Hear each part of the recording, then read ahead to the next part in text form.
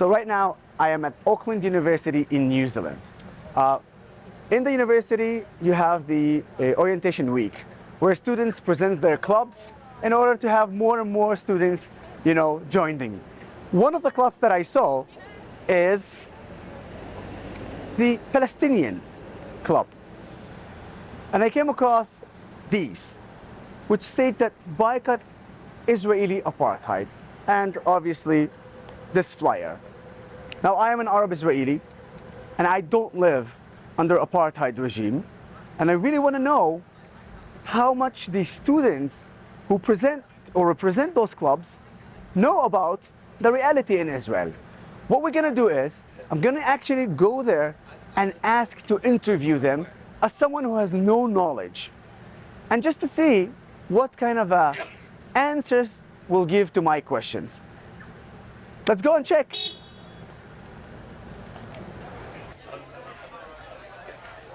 So can I like get a little bit knowledge about it? Can I like get a bit more things about it? I'm not the best to ask because I'm not super knowledgeable.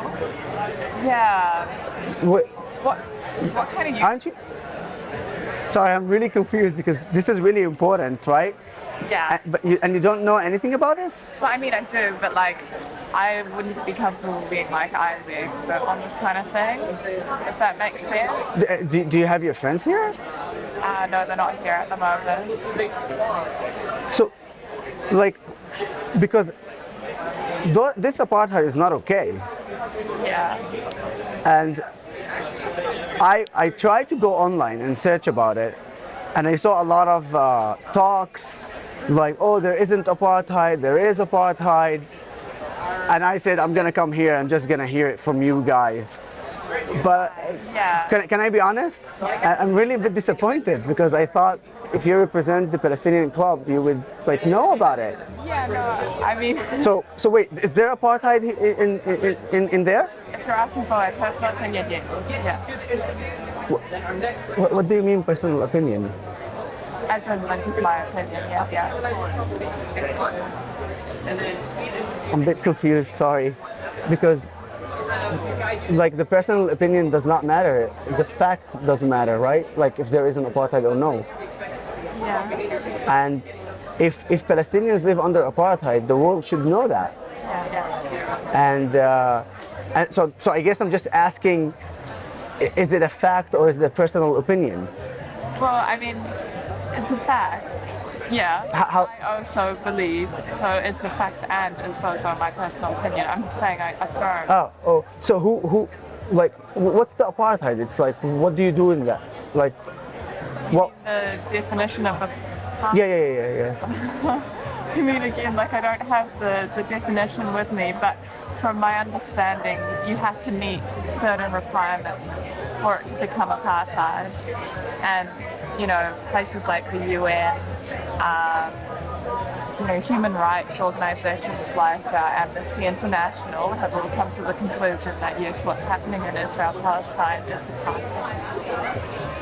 The human rights organization Amnesty International. So, yeah, I looked it up and I saw that they said like all the like everyone in Israel lives under like everyone who is in Israel who is in the West Bank and in Gaza live under apartheid, correct?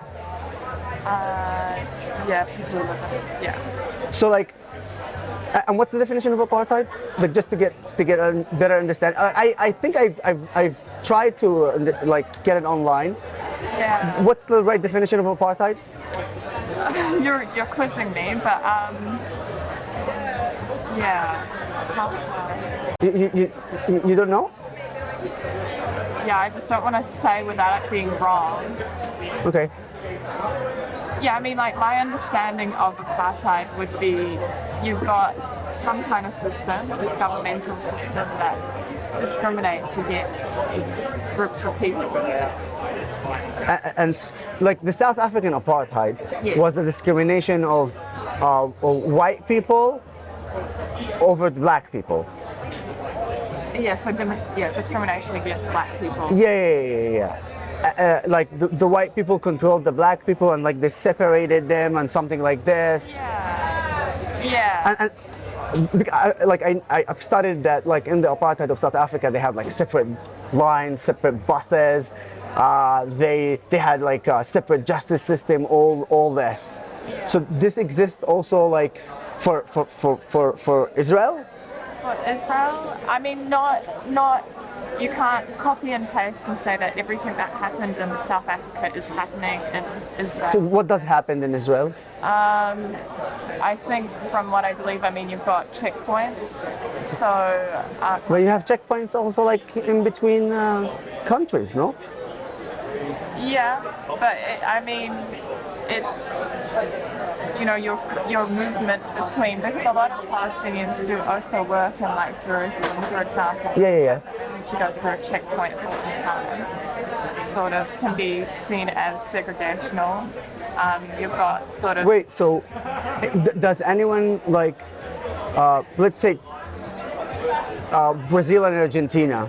If someone from Argentina wants to go to Brazil, doesn't he go to a checkpoint? Wouldn't know, but I mean, like if you looked at the EU, my understanding is that you wouldn't. The EU has I think they have like a agreement that they opened the EU to everyone, and by the way, not everyone, because some of the countries in the EU are not part of the EU. But like in South America, if you have to go from Argentina to Brazil, you'd have to go to a checkpoint. So if you are a Palestinian in the West Bank and you want to enter Israel, you have to go through a checkpoint, I guess. Yeah. So this is not exactly the definition of apartheid. But I'm just willing. I just want to know if like there are separate buses and separate a justice system, like there's like also Arab who live in Israel, right? So the Amnesty said that they are part of like their apartheid as well, that they live under apartheid as well. So they do live under apartheid, the Arabs who live in Israel as well? To that extent, I wouldn't know. I've never been to Israel. Okay. And the Palestinians? Oh, I've never been to Palestine either. No, yeah. So you have to help me here. So do they live under apartheid or they don't live under apartheid? They live under apartheid. And how does it like implemented? How does it on the ground? Like facts on the ground? I mean, so like I said, so checkpoints can be an area of contention. I mean, you've got things like separate, like license plates?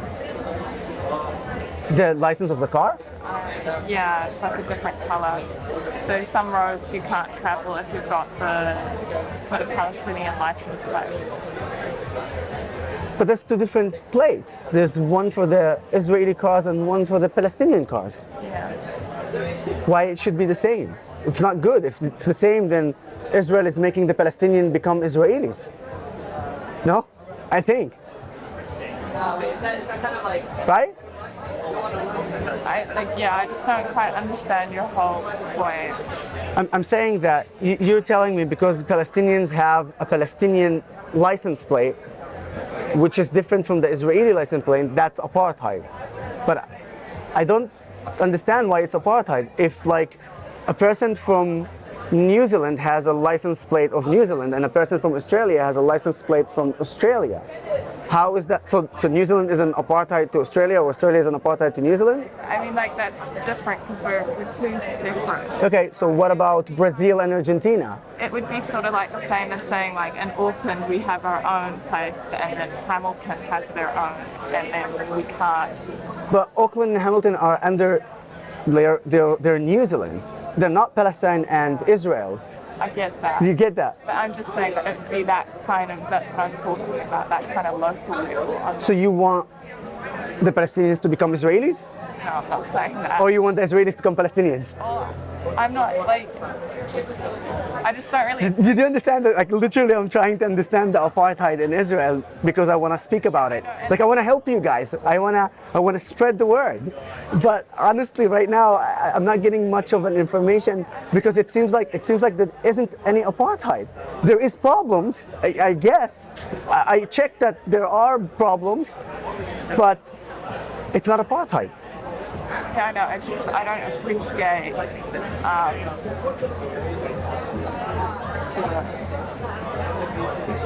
this kind of line of argument, because I've already said that I'm not particularly comfortable in sort of saying like, what I think and, what the definition of this and that this is. Okay. I'm just kind of giving. So you're just, so you can't help me understand it. Yeah, I'm just not the best person to do it, is what I'm trying to get at. Okay.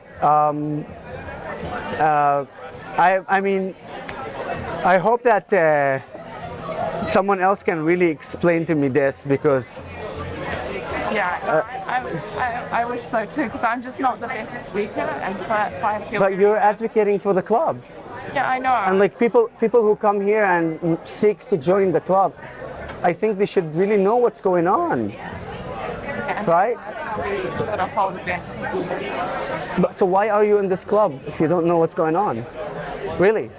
I do. I said, like I said before, I just don't feel very comfortable saying.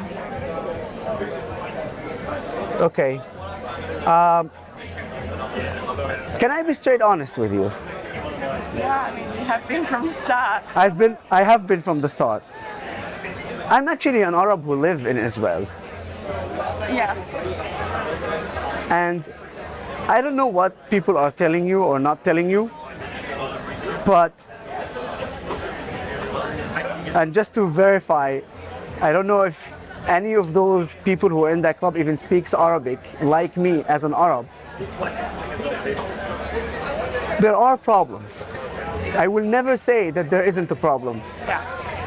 But I have to be honest with you. This is a brainwash. Wallahi, it's a brainwash.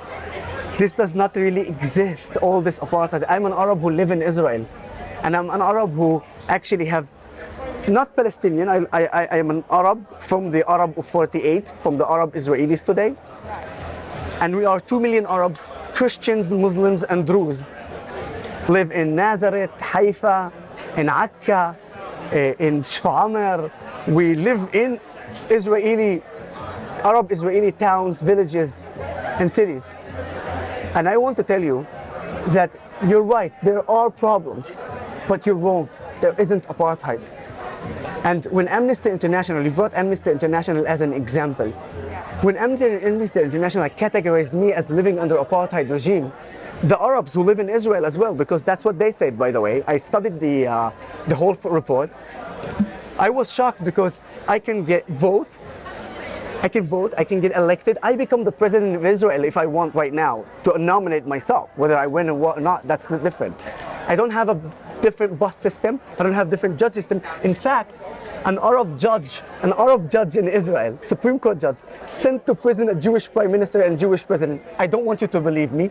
I want you to check the name, Salim Jubran. Please remember it. Google Salim Jubran and look that he was part of the team judges in Israel in the Supreme Court who sent to prison a Jewish prime minister and a Jewish president in an apartheid that cannot happen. I have freedom of movement. I came to New Zealand with my Israeli passport as an Arab. No one can stop me. It doesn't mean that there isn't a problem. It doesn't mean, trust me, I tell you there is. And by the way, it doesn't mean that racism does not exist or discrimination. But you want to tell me that also in New Zealand, racism and discrimination does not exist? Unfortunately, it exists everywhere. The question is whether we are saying the whole picture or not.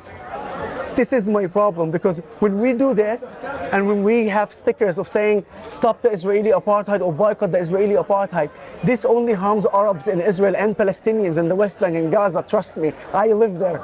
I know that. I have zero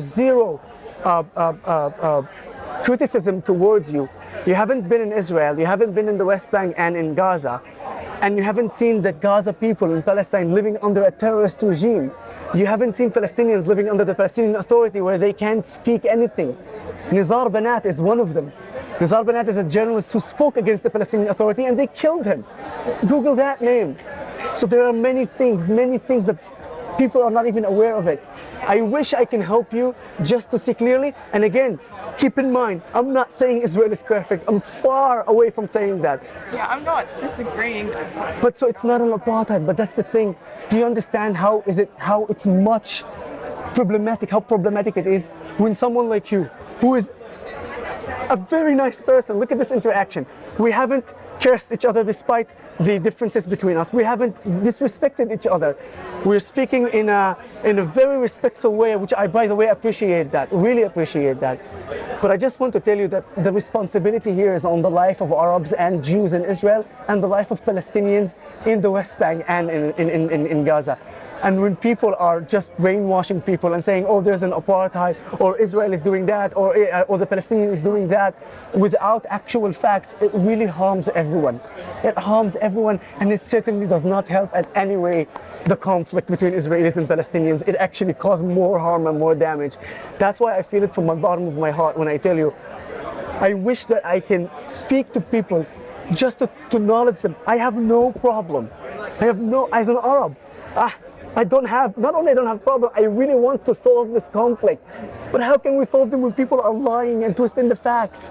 How can we solve the problem with someone like Amnesty International, who you actually brought as a reference, categorized me as someone who lived under apartheid? And I actually was a manager in a company, over 2,000 employees, 85% of them were Jews. So I, as an Arab, was a manager of over 85% of Arabs, of Jews. So I really wish that you can just see the bigger picture here. Again, the best example you said, I wasn't in Israel and I wasn't in the West Bank. And just to give you a point about the checkpoints, so you see, okay, the checkpoints are in these areas. There are actually 7 checkpoints. Palestinians can come to work in Israel because in Palestine, in the West Bank, they get almost about $20-30 as an income salary daily. But if they go to Israel to work, they will get about $100 to $200 daily income. That's why Israel gives them permits to go inside and work to earn more money. And do you know what's the craziest thing?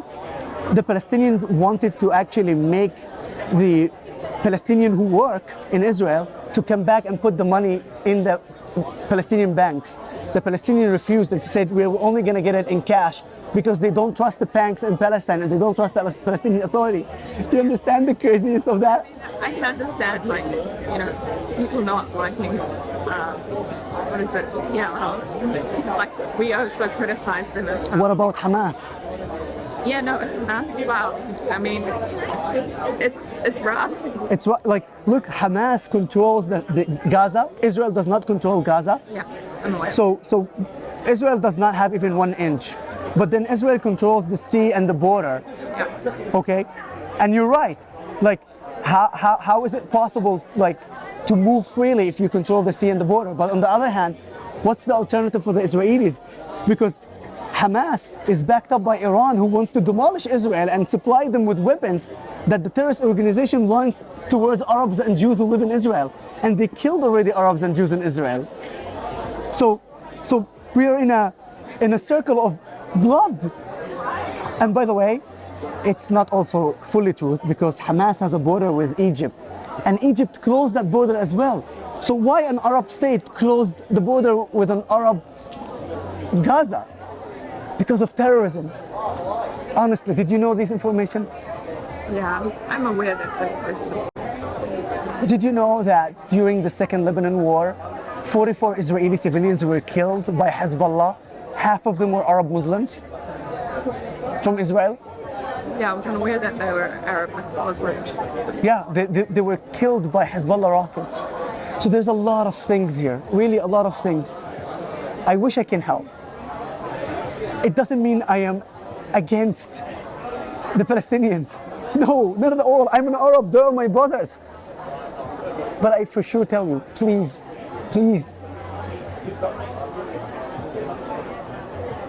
help us.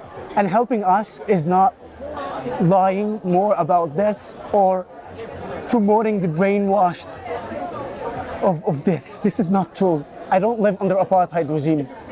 The Palestinians live under a problem, and the Palestinians, they have problems which we need to resolve.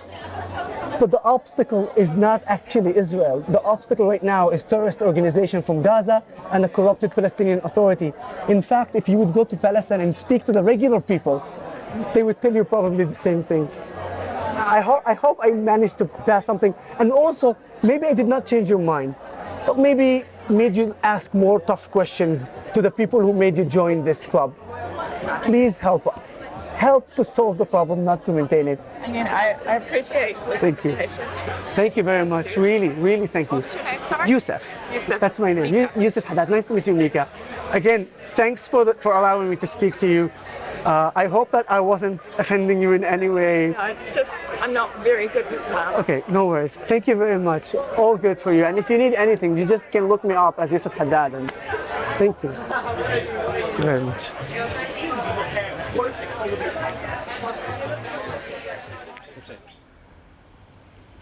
What we have just seen right now is actually also something very emotional for me. One, because it actually gives the evidence to exactly what I thought and what I know. That many people from different countries who join these clubs, and specifically I'm speaking about the Palestinian club, who chants Israeli apartheid, boycott Israel and all that, many of them have zero knowledge about the reality in Israel, in the West Bank and in Gaza, as you just saw. But what was so emotional for me is that while I was talking to this really lovely student, she almost cried. Not because I screamed, I cursed, or I was disrespectful. Because I actually talked to her from my bottom of my heart to her heart. And I really told her that participating and advocating for lies such as the apartheid myth, it only contributes to the conflict and does not resolve it. And it only caused the death of more Arabs and Jewish Israelis and more deaths of Palestinians in the West Bank and in Gaza. She was overwhelmed. It got me emotional as well. Because, and as you see right now, I am emotional. Because for me, to actually manage to have a talk with someone who had zero knowledge and tell her, I'm an Arab who lives in Israel and I don't live under apartheid, it was a very big shock for her. But then I give her facts, I give her names, evidence. I hope that I managed to affect or do some effect on her.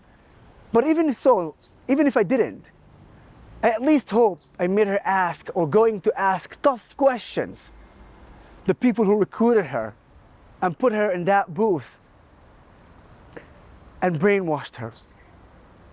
So in any case, I think this video should be an educational video to everyone who joined these clubs without the proper knowledge.